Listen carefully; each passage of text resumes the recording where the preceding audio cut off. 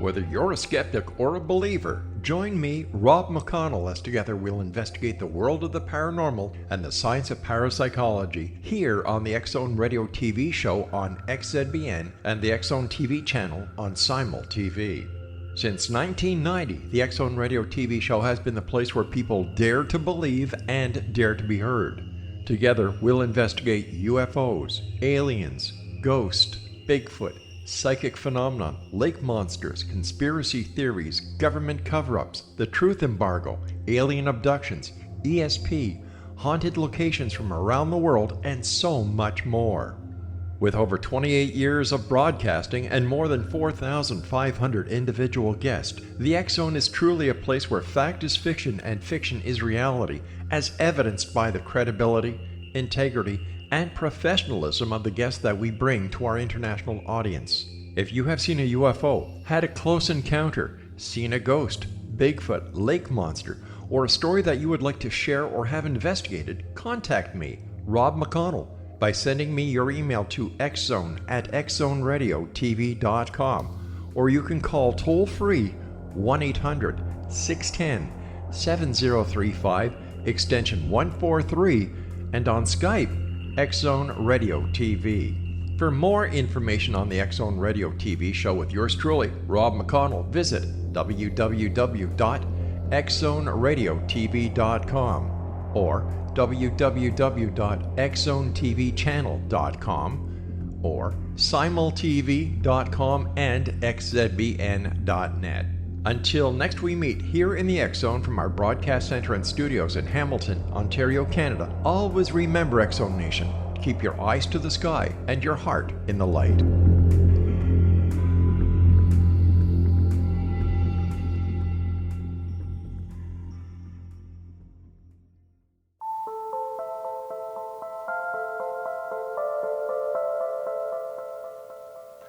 Hello and welcome back to Paranormal Stakeout, the radio show dedicated to the quest to find out what really exists on the other side.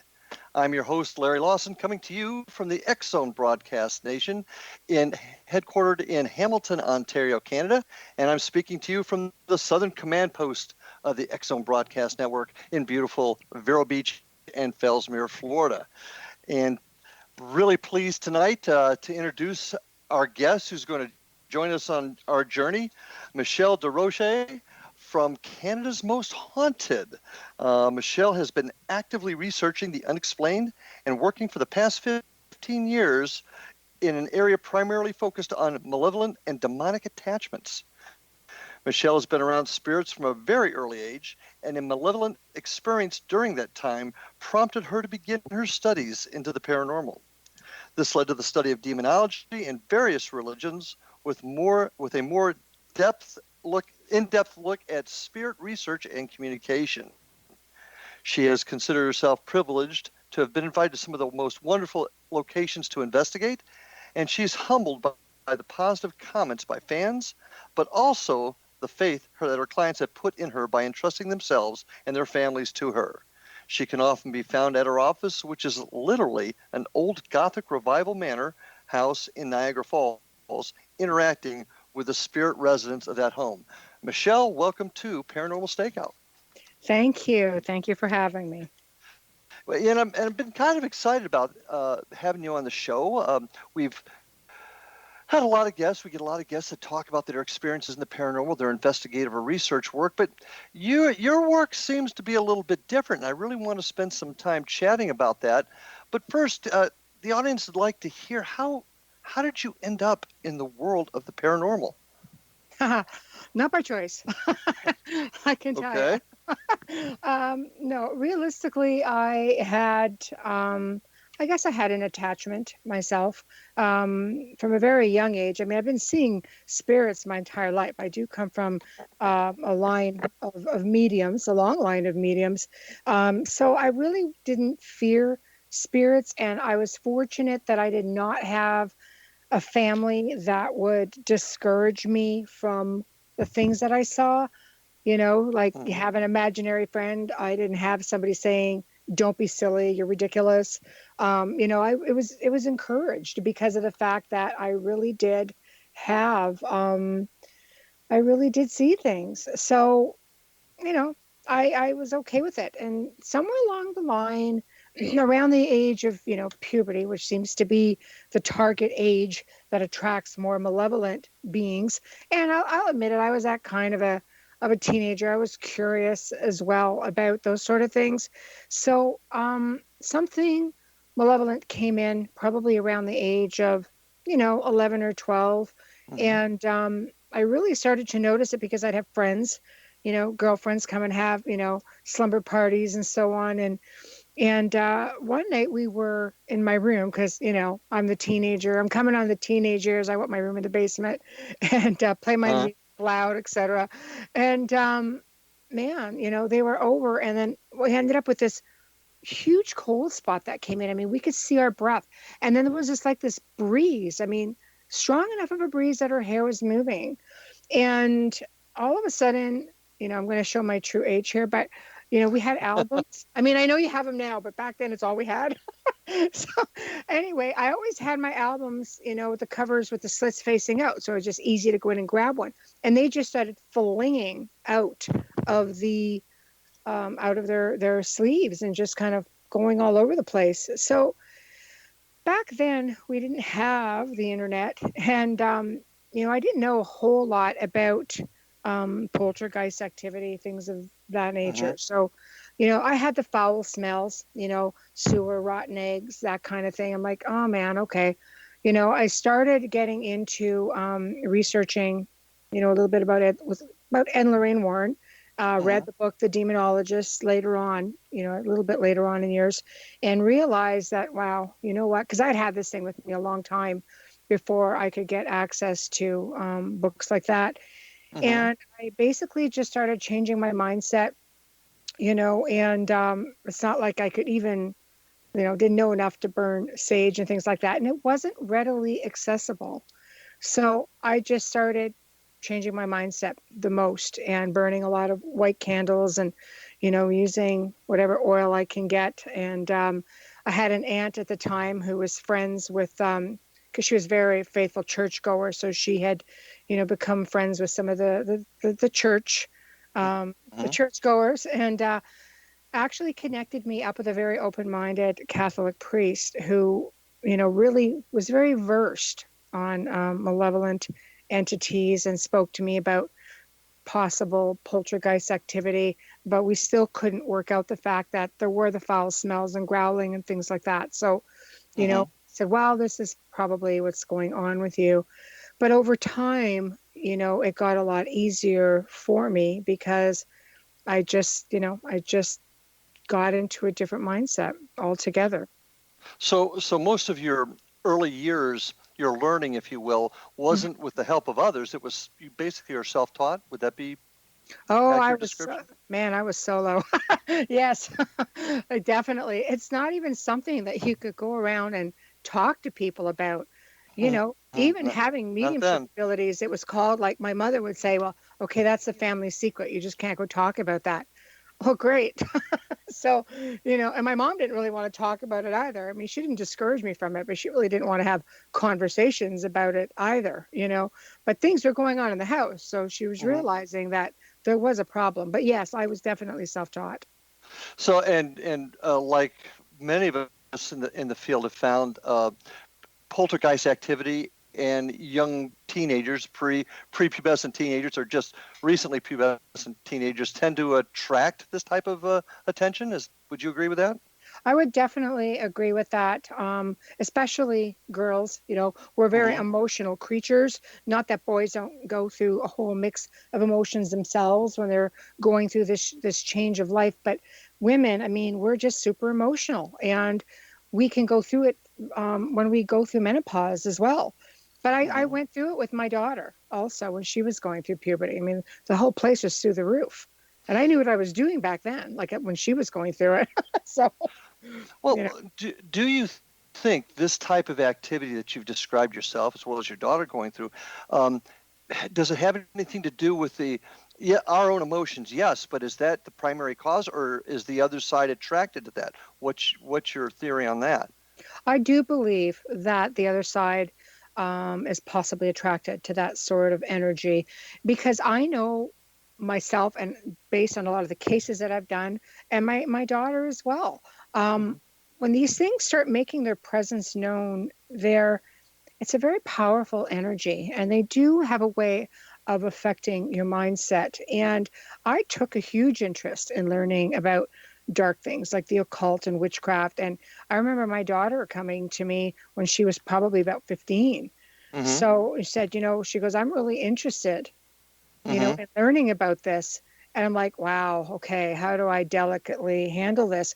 But then I started realizing that parents were messaging me saying, I'd like you to teach my child about the occult because I think you'll do it safely. I says, oh, I can't do that. Like, I didn't want to promote that sort of behavior at all, but it's a fine line. What do you do? Do you help somebody, or do you feel like it's an encouragement, Well, I think education is always helpful, but you yourself, I notice in your bio on your webpage even, you speak about your studies. Did you practice witchcraft at all in your earlier days? No, I did not. Okay. Did you work with any Wiccans or anything like that helped enlighten you? Oh gosh, no, Larry. I grew up in up north, and there were no such animals up there to even reach out to. I literally spent my time in a library or talking to, like, the closest I could get was a Catholic priest who happened to be really open-minded. And before my grandfather passed, he would verse me, being super psychic. I mean, he would verse me on things, like on the outer realms a little bit, and dimensional stuff, and, densities and things like that. But I mean, I think I was just a little too young to appreciate what it all meant. Like, what I would do now is sit down with my grandfather and say, hey, talk to me about this, because I could grasp it on an entirely different level. What's your opinion of the other side? Obviously, you've delved into it quite a bit. What is it on the other side? Is it dimensional? Is it strictly spiritual? What's your theory on that? It's a hard question. I always sort of say I'll let you know when I get there, but I can judging by the types of the mediums I've worked with and the spirits that I have come into contact with. When my uncle passed away, and again, this guy was like super psychic, it's all on the same side of the family, and I cranked on a new piece of equipment, and he came through. Because I asked for him, and my grandfather would come through all the time. And I said, is it what you thought it would be? And he said, more. Right? And Interesting. I'm like, and I said, well, what do you see? And he goes, lights. He goes, everywhere. So many. Like, it's a ghost box, right? And he was just okay. That's just going to ask you what it was. Yeah. And I said, what is it? What are the lights? And he went, soul energy. Interesting. I thought so too. Yeah. Well, we're getting ready to take our next break in just a couple of seconds. But when we get back, I'd like to hear more about your team, the types of investigations you do, and Canada's most haunted, if you can. Sure. And I do want to mention to everybody that your website, www.Desrochers, thank you, DESROCHERS.com, so that you can they can get on your website and learn a lot more about you and what you do. But when we get back, we're going to talk about your team, Canada's most often haunted, as well as the stuff that you do. So folks, stay with us. We'll be back in just a few minutes after this short break. This is Larry Lawson, Paranormal Stakeout.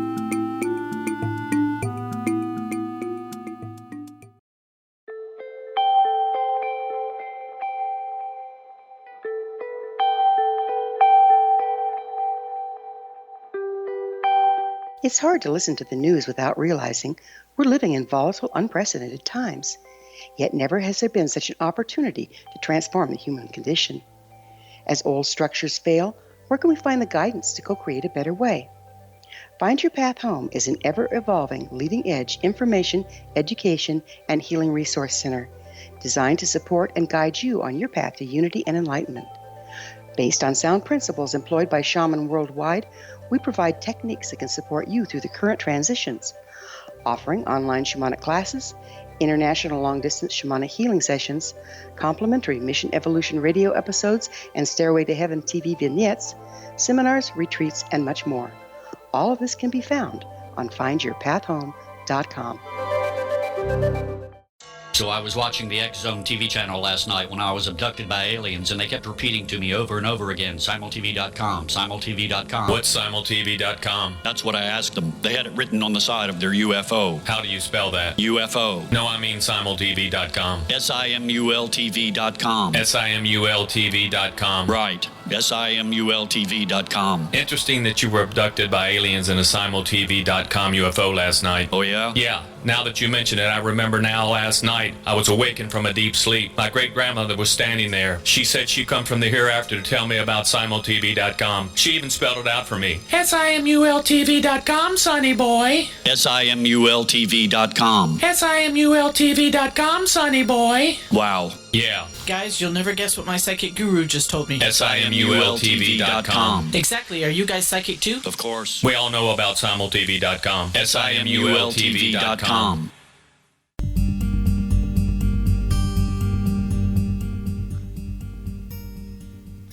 And we are back on Paranormal Stakeout with my guest tonight, Michelle Desrochers.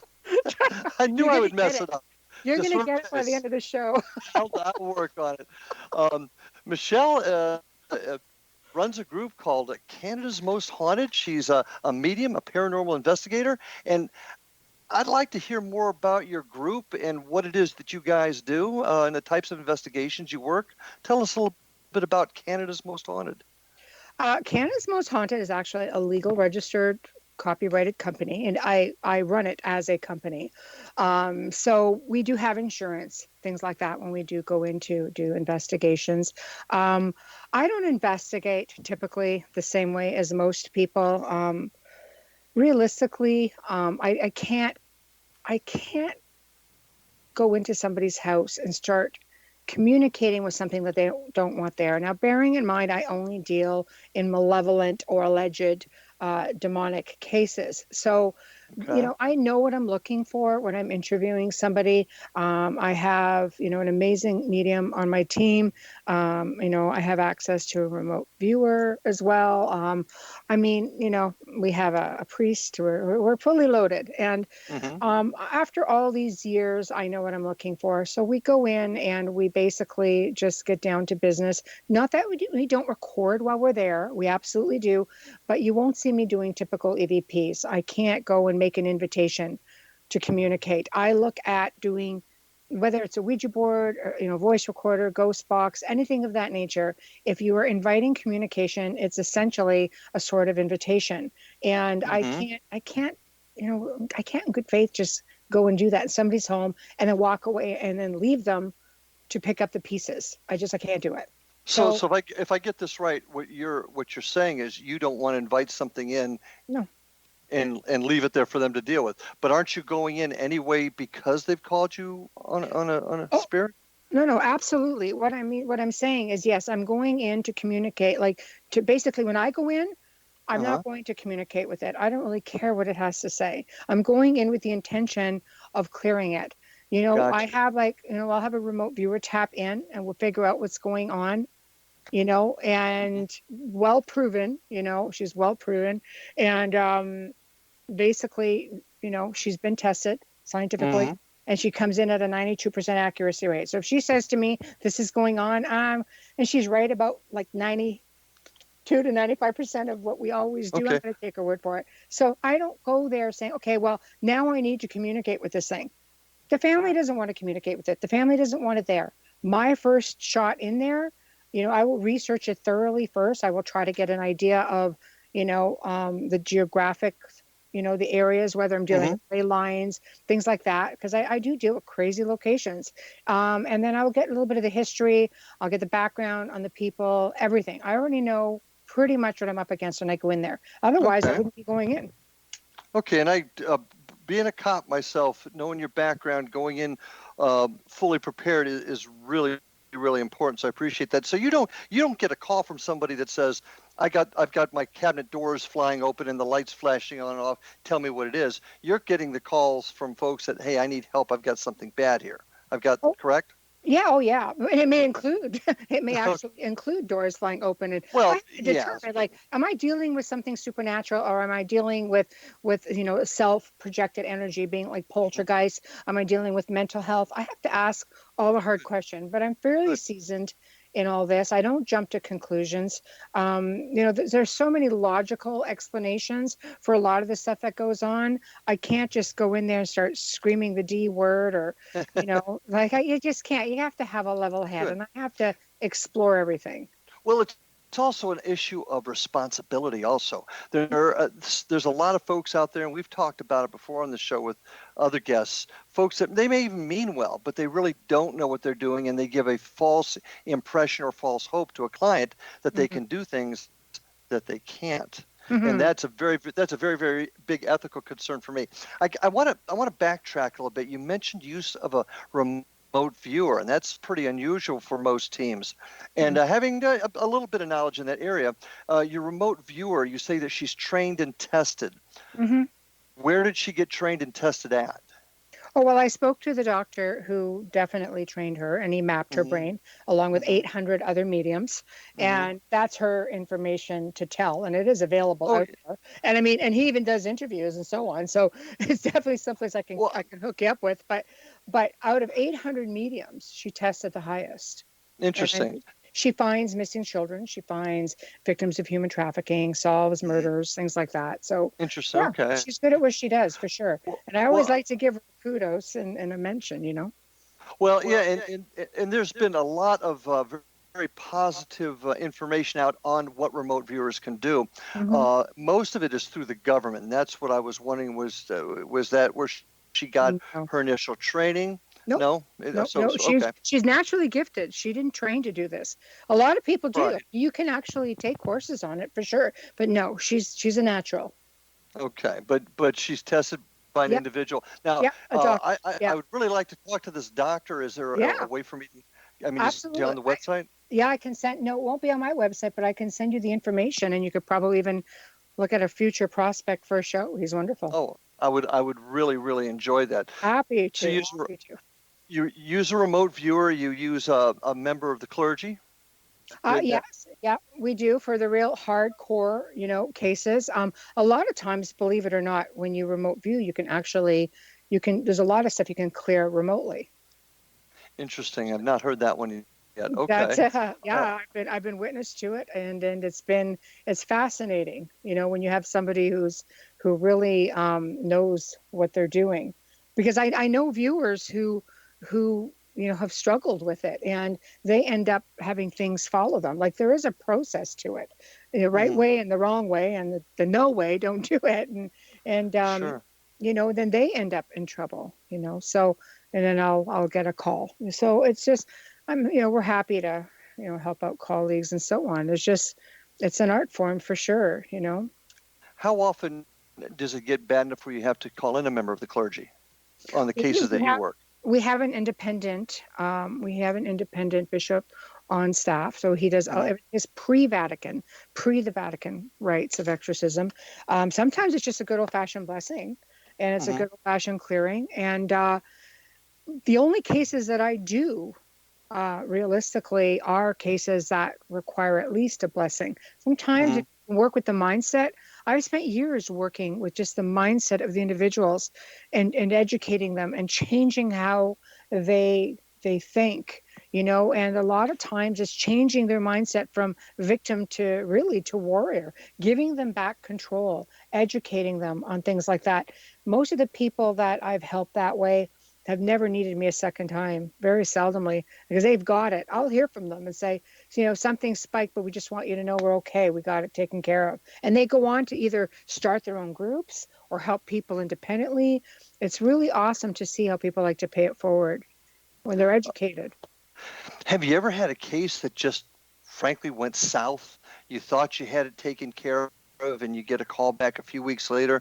Hell, it's back, and it's even worse now. Have you ever had anything like that happen? Often.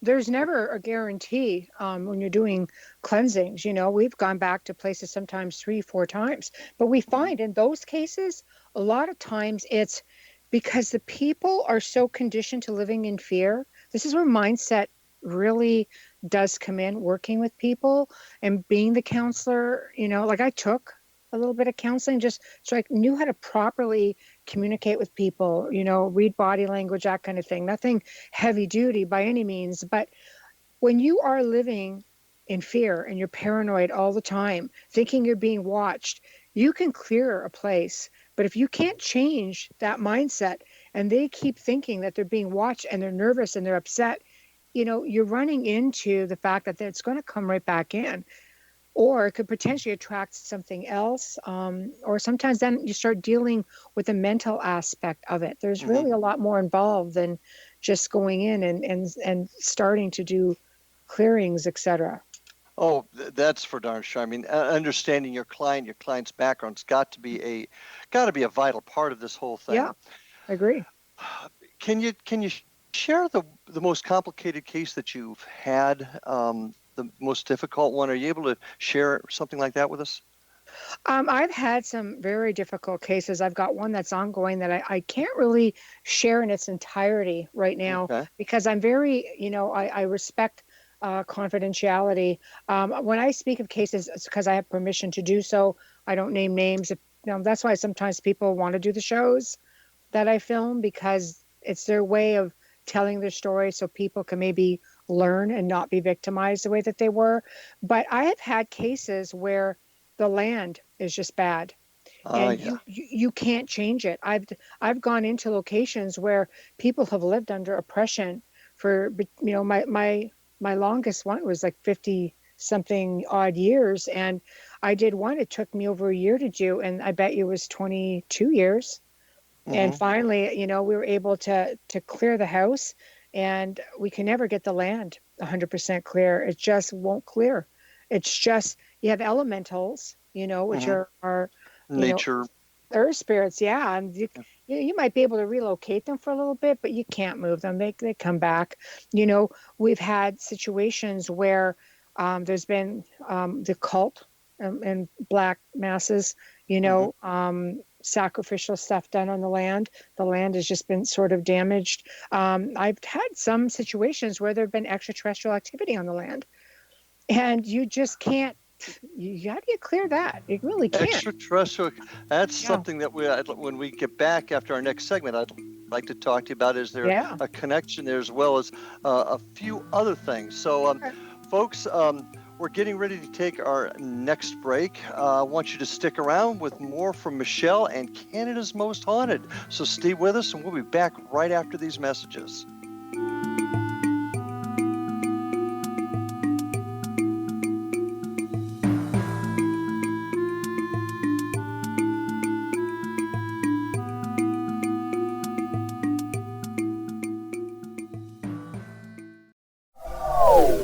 They are here, and they've been here for thousands of years, making their presence known in the shadows. They might be seen by a lonely motorist on a deserted road late at night, or by a frightened and confused husband in the bedroom he is sharing with his wife. But who are they? What do they want? Why are they here? Perhaps most concerning, has the government been aware of their presence all along? The new book by Ellie Marzulli, UFO Disclosure, the 70-year cover-up exposed, delves into the world of UFOs. Can full disclosure be soon?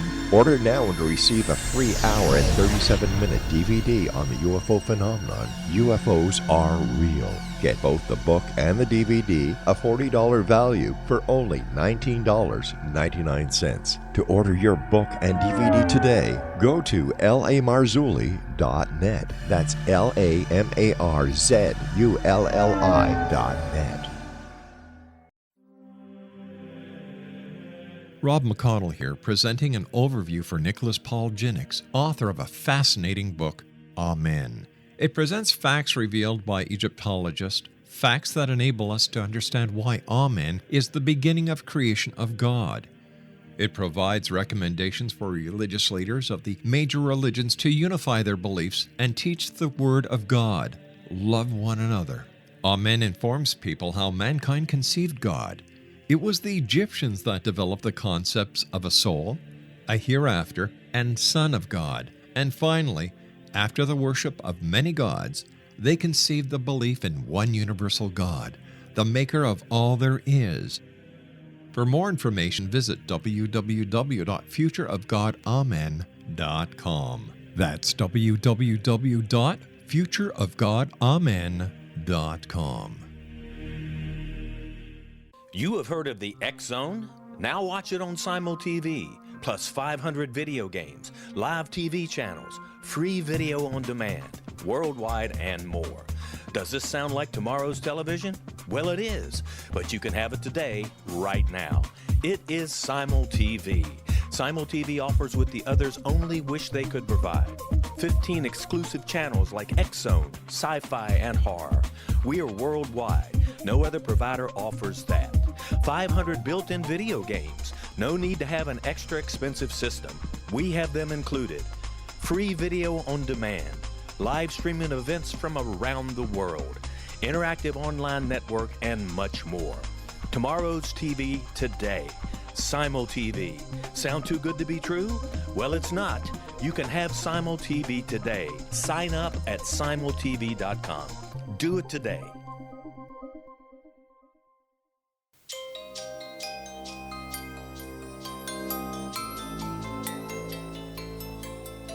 And we are back on Paranormal Stakeout with my guest tonight, Michelle Desrochers from Canada's Most Haunted. And Michelle, great conversation we're having, getting a lot of interesting information. You were talking about the land a few moments ago, and I think that's a hugely interesting subject, because a lot of folks just don't understand sometimes it's the land. Do you find that when you bring in your paranormal clergy, I want to ask you a quick question about that also. Do they help? Are they helpful with land type of events also? That's not building related, if that makes sense. Yeah, sometimes they can be. You have to understand we need to try to work with the religious backgrounds of the clients as well. Absolutely. Absolutely. But I find sometimes with the land, we end up having to bring in shaman. Especially if we're very close to some of the native community. And up here we have a lot of indigenous, like the Six Nations and so on. And some of the properties that I've done are butting right up against reservation land. So, they're very spiritual people. And sometimes they're the only ones that can calm down, the land and the elemental entities that are there. So sometimes it's a little bit of both. I may have to deal with the clergy to come in and deal with the family, but I might have to deal with a shaman to deal with the land. Well, one of the questions I've gotten several times, and this has to do with the clergy, the bishop that you're working with, he's you say independent, but yes. What does that mean? What does that mean exactly? Well, he's married, so he couldn't go all the way up the ranks of the Catholic Church, but he's an independent, so he's an independent bishop and archbishop of the Canadian branch of the Church of Poland and the Church of Mexico. And he is certified as an independent exorcist with the Order of Exorcists. But it's all pre-Vatican. It does not require to have any sort of why am I having a brain toot right now? He doesn't need permission from the Vatican to do it. Sure. So I don't know. When you say the Church of Poland and the Church of Mexico, the question I get asked often, Baptist, Episcopalian, Catholic priests, which are better? But I'm not quite sure when you say the Church of Poland. Well, they're Catholic. So is he Catholic? Yeah. Okay. Yeah. So, but again, a lot of, like, he'd probably be the one more versed to discuss that. We've brought him on in the last probably 3 months, so it's very new for me to reach out that way. I'm usually very hands-on myself. I can tell you that it's been very successful in everything that we've done. We've had to go back to a location, maybe 2 different locations, more than once, and again, the one location. Really, we were dealing with mindset. I brought him in on a case, and I had a woman who was basically under oppression. I mean, she was used as a sacrifice from the time she was a baby. Everything went wrong in this woman's life. I mean, literally, in all of her, 35 plus years, it's been nothing but like horrible things happening to this woman through her life. And in one shot, came in, bam, never had another problem. Really? Did you not? Okay. It's interesting. Well, and probably the biggest reason I'm bringing that up is some interesting things I have found about the Catholic Church, Mm-hmm. and its openness to some paranormal work. Mm-hmm. So that's why I was wondering if the Archbishop was part of the Catholic Church, but he's not part of the Roman Catholic Church. No, he's not part of the Roman Catholic Church. Exactly. So, he could have been, but it's like he said, he goes, I can't get married. I'm already married. So you can only go so far up the line, right? But he's very effective in what he does. And I think it's important, that when people see a religious person come in, they automatically feel a sense of peace when you've been through hell and back, so to speak. And he's really awesome. Like, I'm really fortunate that I have a great team of people. People see me do all these television shows and such, and I have been filming for years, but they don't realize that I have an amazing group of people behind me. And that I don't just go in waving magic wands, that it really is a team effort. It really is. It always is a team effort. Yes. There's no question about that. And with me, it's just an important aspect that, and this is why I was asking these questions. The folks that are doing this thing, they're dealing with people's lives and emotions, and I want to make sure that when our team goes in, for an example, we're going to do everything we can to keep everything above board and people know as much about us as possible. And it's a question of not only ethics but comfort. But you mentioned television. Yeah, you've done quite a bit of TV, haven't you? Oh, God, I've been filming for 15 years. I've got 4 or 5 pages of media credits to my name. But people, of course, just know the more recent ones, but I film quite a bit. And it's I do it because, it's how people find me. Okay. They see me and they get the story. They Google me and they're like, okay, this is somebody that can help. I'm backed up 1.5 years in cases. I have cases that drop on my lap every single day without exaggerations. I get over 50 private messages a day, 700-800 notifications a day just on Facebook, not counting, let's say, the website and all the other social media that I have out there. So people are finding me, and it's really important. I try to answer all of my own stuff. It takes me a while, but yeah, it's an avenue of for people to find you. Sure. Yeah, reaching and folk. And that's helpful. But if you're getting that many folks getting a hold of you, how many of them are saying, "I need help now. I'm Michelle. I'm in trouble now." Yeah. How often do you get that? Lots. Lots. And I'm only one person. I get messages from around the world. I do work worldwide. And like I said, sometimes you can go in and remotely clear things, and that usually takes a few goes. It's not like being on site. But I also don't have problems reaching out to colleagues. I mean, not a lot of people do this sort of thing.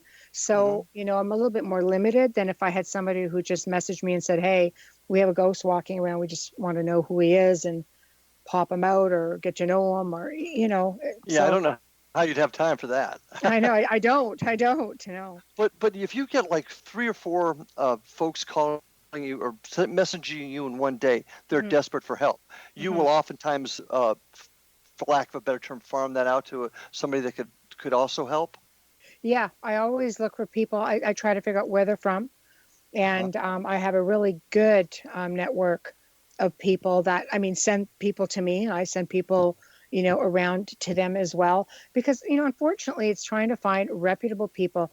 I clean up a lot of messes from other groups, and I'm not just trying to be facetious or anything like that. Some people, there are a lot of good teams out there, and there are a lot of teams who don't really know what they're doing. And I call them weekend warriors. They like going to like big places that they can investigate. And I get it. But unfortunately, some of these people are going into private homes. They're abandoning them. They're not giving them the proper information. They think it's about just going in there and getting a few recordings and pictures. And then the people get left behind. I don't know when did it stop becoming about people? I always make it about people. It makes me crazy that people don't make it about that. And that's exactly where I'm coming from, Michelle. I call them weekend warriors, as you do, and most of them are They're well intentioned. They're not out there to hurt anybody, but they're out there for the thrill of the EVP or the thrill of the bump in the night. And they come in, they take some pictures. Look what I got. They disappear, and they go back to their regular lives on Monday and don't do anything else with it, and leave the person that needed them there hanging.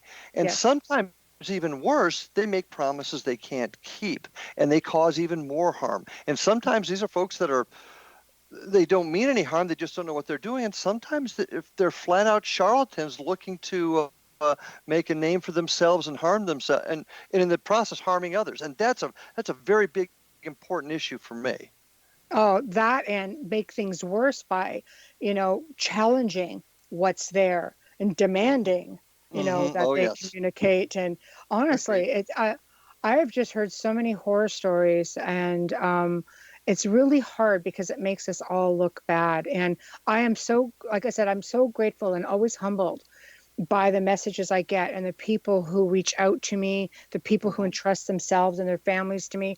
I take that really seriously because I really do care about people, and which is why I don't go in with, I own all the gadgets. I keep up on all of it because I do television. And I have to have some of this stuff because it's, I do go to some of the public places and such when I film some of these shows. They don't come in to private residences because that's not what it's about for me. Period. And I totally agree. And as I said, that's a huge worry of mine, that the ethics gets lost because sometimes people are either trying to make a name for themselves or they just don't know what they're doing. So I completely agree with you on that. But the television, do you think that's helped or harmed the entire field? That's a kind of a double-edged sword because I think that a lot of it has helped in a way because it's opened people's eyes to what is out there, or it helps them to be a little bit more open-minded or talk about situations they may be going through. I've had people I've helped say, to me that, what, I really like doing the type of shows that you do because it's a way of paying it forward, that if even one person can learn from our experience, if we could help one person, then we feel like we've given back because they don't really know how else to give back, But then I've seen that there's other shows out there, and again, they're just really aggressive researchers or might be a little confrontational. And what happens at that point is it sets precedence for how some teams do things. And when you're in the media and in the public eye, I'm sorry, you have to govern yourselves accordingly. Due diligence. Ethics, and your due diligence and ethics. There's absolutely no question about that. Well, we're about ready to go to our last break, Michelle, and everybody else stay with us. We've got a lot more to talk about in this last section, so we'll be right back after these messages on Paranormal Stakeout.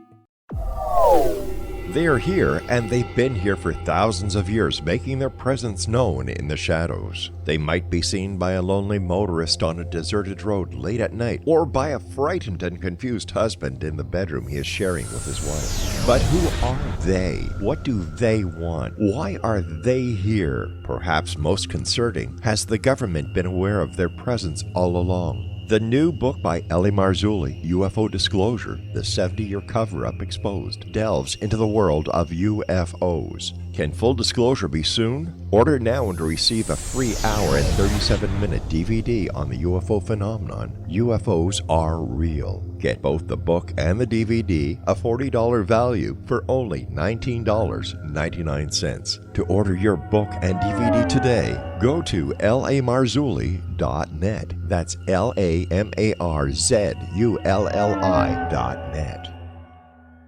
So I was watching the X Zone TV channel last night when I was abducted by aliens, and they kept repeating to me over and over again, simultv.com, simultv.com. What's simultv.com? That's what I asked them. They had it written on the side of their UFO. How do you spell that? UFO. No, I mean simultv.com. simultv.com. simultv.com. Right. simultv.com. Interesting that you were abducted by aliens in a simultv.com UFO last night. Oh, yeah? Yeah. Now that you mention it, I remember now last night I was awakened from a deep sleep. My great-grandmother was standing there. She said she come from the hereafter to tell me about simultv.com. She even spelled it out for me. simultv.com, sonny boy. simultv.com. simultv.com, sonny boy. Wow. Yeah. Guys, you'll never guess what my psychic guru just told me. simultv.com. Exactly. Are you guys psychic too? Of course. We all know about simultv.com. simultv.com.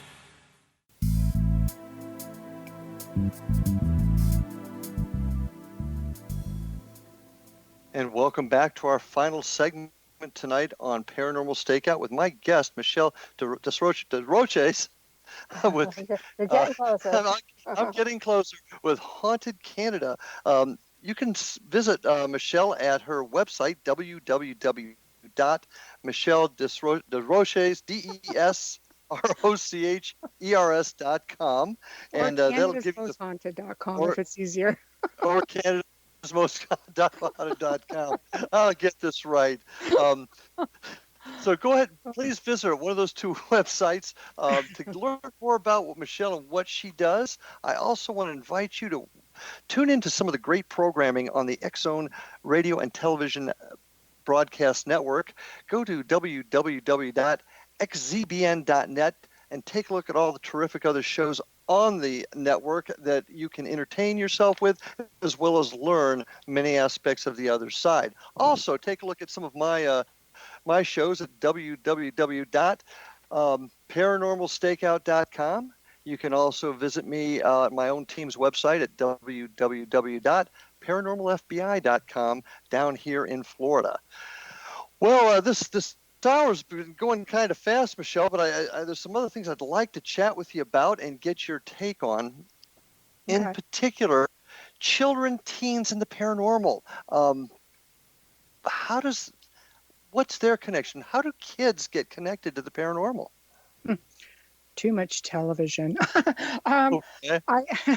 You know what? I get a lot of cases where children are involved, and young children I understand because they're easy targeted by things. I mean, they're so open. They see everything. They hear everything, and it's not hard for things to be attracted to their light and their innocence. You know, I've been dealing with teenagers, and they're a little bit of a different situation because, again, you know, you're going through puberty, you do tend to attract these things, and you do tend to be drawn, you know, to dark things. And sometimes they get into situations that they can't get themselves out of. You know, and again, now with a phone, everything is in a phone app. You don't even need a Ouija board. I mean, you know, some of these things get bad raps because, in all honesty, if you're a good medium, you know, you can, not that you would need a Ouija board, but you can use one quite successfully. You would know what's coming in, and it's just another tool to play with. Another, you know, it's like, not, I won't, let me take that back, not play with, but a medium use different avenues quite successfully without any mega consequences. Children have access to these boards through, you know, all these big box stores, and, you know, they have these phone apps now that they can communicate with just about anything. And they're making invitations, and they're not realizing that they really are bringing something in. And, you know, they get together with friends, and they'll have seances, and oh my gosh, I can't tell you how many I've cleaned up over the years.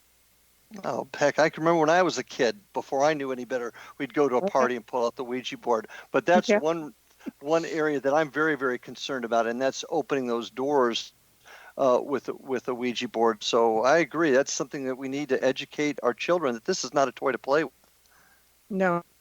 No, and the phone apps. It's just a little bit of everything, you know, pendulums, you know, tarot cards. I mean, I've had situations where I've had teens go, oh, well, can I use my tarot cards? I'm like, well, I don't know. Do you know how? And who taught you? You know, like, you can learn everything online now, but unfortunately, I don't know that they're being taught the consequences of some of these actions.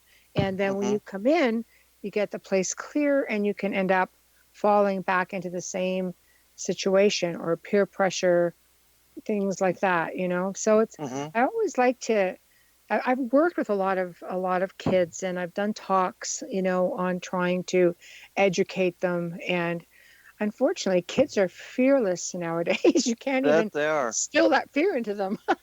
Well, You know? you said something earlier that kind of troubled me a little bit about parents wanting you to teach their children about Mm, the occult, and I find that a particularly mm. dangerous area.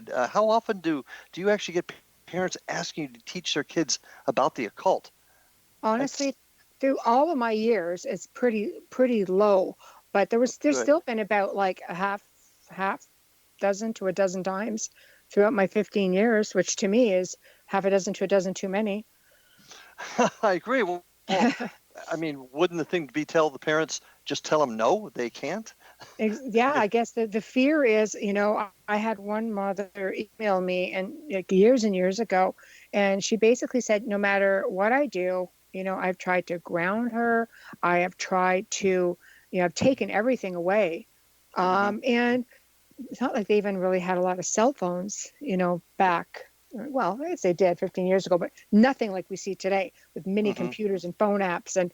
And she said, I just don't know how to get her to lose the interest. I would rather her learn basics from somebody who knows what they're doing and can maybe deter her from the Okay. path. And I'm like, that's just not, I can't, and I can't just, I mean, when I do talks, yeah, I will touch on it a little bit, but Hmm.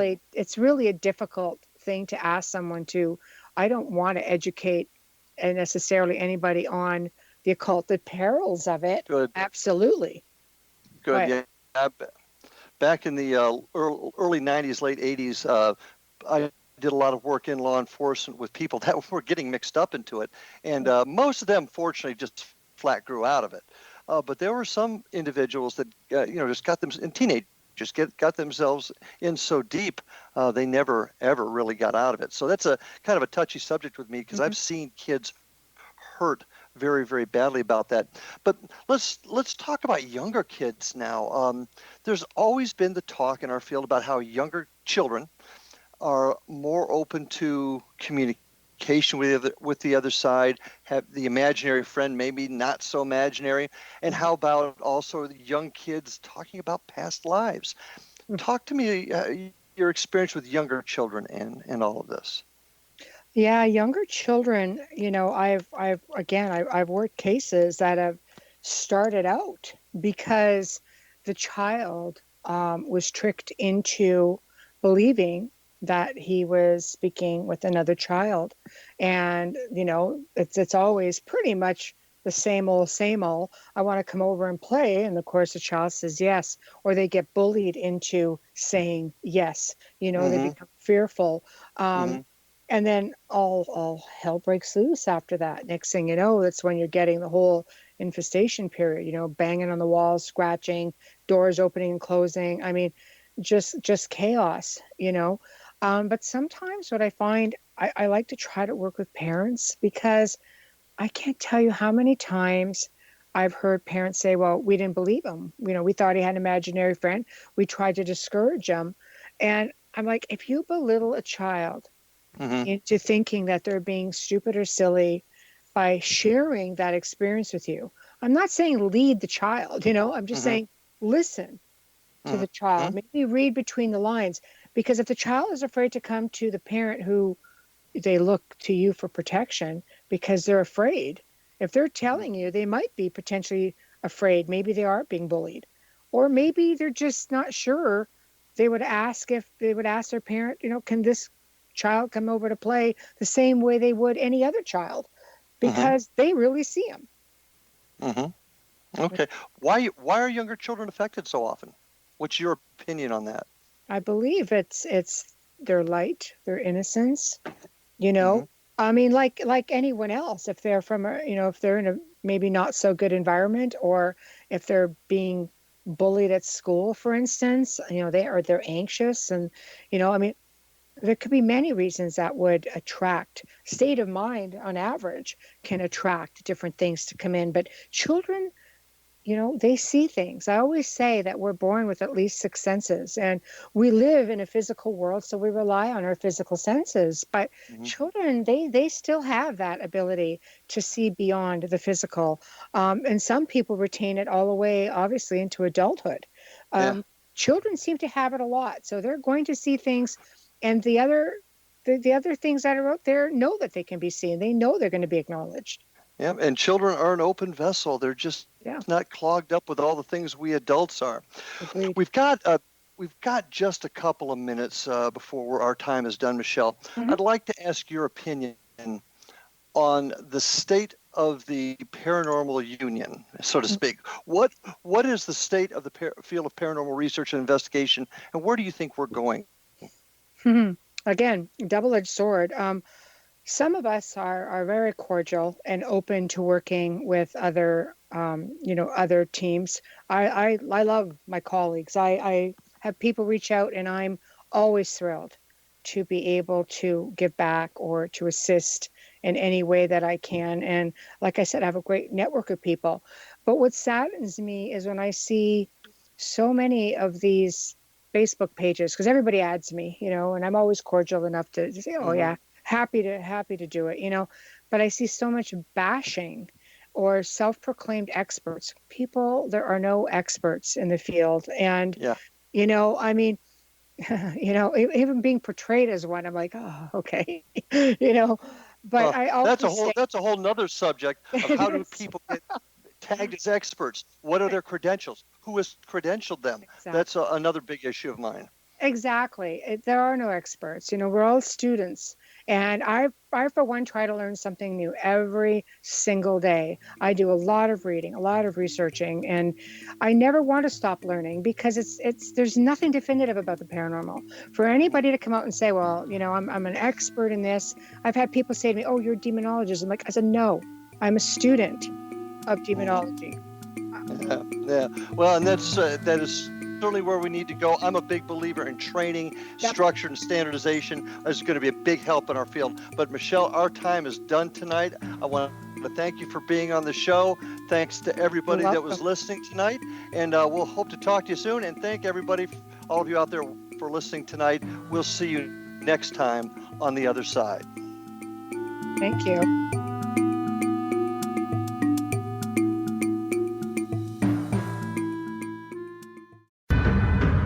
If you are looking for a safe, zero-calorie natural option to the harmful artificial sweeteners on the market today, Just Like Sugar is what you're looking for. Just Like Sugar is a wonderful natural alternative for those health-conscious people who choose a calorie-restricted diet with a great, pure, sweet flavor that tastes just like sugar. Just Like Sugar is a great natural option for people suffering from diabetes and may be useful in restricted diet programs where standard sugars are not allowed and does not cause a laxative effect of some other sweeteners. Just Like Sugar comprises a perfect blend of chicory root fiber, natural calcium, natural vitamin C, and Just Like Sugar's sweetness comes from the natural flavors from the peel of the orange. Just Like Sugar is a natural alternative to harmful artificial sweeteners and will change the way that you believe all natural sweetener products taste. Just Like Sugar is available at your local Whole Foods markets, Wild Oats markets, Henry's, Sun Harvest, and many other fine natural food stores in the U.S., Canada, and worldwide.